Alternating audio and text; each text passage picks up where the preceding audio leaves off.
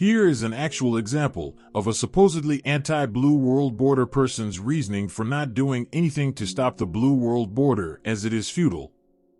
I get very few people willing to engage in conversation about the Blue World Border, and the ones I do get always go like this.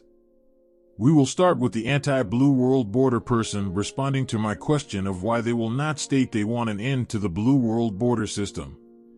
Brother, been there and done it all. America falls. Nothing we do will save it but for repentance. The blood guilt upon this nation is too big. Brother, started my own grassroots civil rights org 20 years ago and still being retaliated against to this day. So there's that too. Love you, our sentiments, just too little too late. My 2 cents anyways. Why you getting mad at me? I didn't post anything negative to you or about you. Don't hate the player, hate the game, son. Period. I put myself and my family's safety and security to expose fraud, waste, and abuse running rampant within our federal employers nationwide, only left to be retaliated against, and some family members, they were murdered. So save you our self-righteous sanctimonious bullshit, please. I have done my due diligence. What have you done besides mean people? Honestly. Any boots on the ground?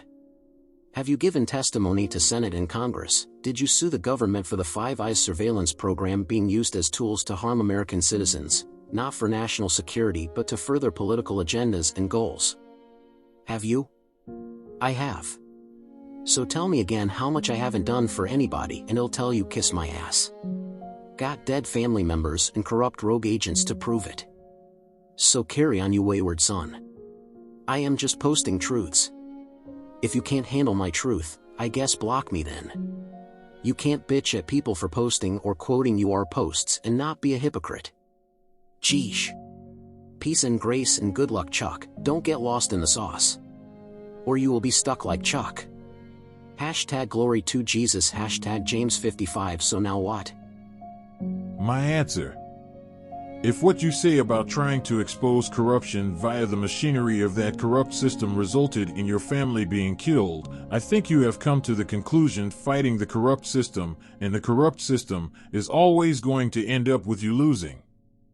I understand that to be true from my experience of the Blue World Border System, and I understand to beat the Blue World Border System, you have to state you do not operate in or acknowledge its institutions and laws, and demand it be destroyed and a new system started by the people for the people. Your logic is, I fought the corrupt system using the corrupt system's law. And you still cannot see where you went wrong. The only way to destroy that system is to have an organization that is not in that system and denounces it, hence the PAEACP. It is the only way.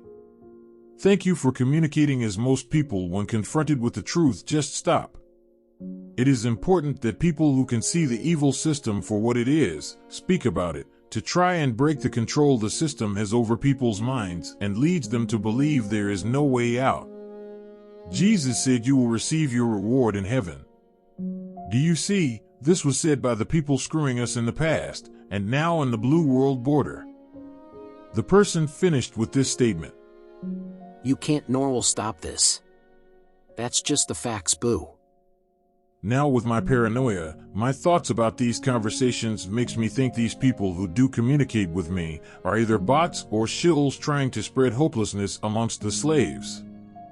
I hope I am mistaken, but through lack of actual conversations, it appears I am right.